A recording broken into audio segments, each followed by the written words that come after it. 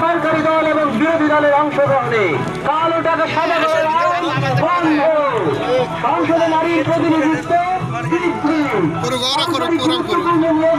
বিরোধী দলের ভূমিকা বাংলা ভাষার পাশাপাশি অন্যান্য জনগোষ্ঠীর ভাষার স্বীকৃতি সংবিধান পরিবর্তনে গণভোট আর পরিবর্তন চাইলে হাতে ভোট দিন।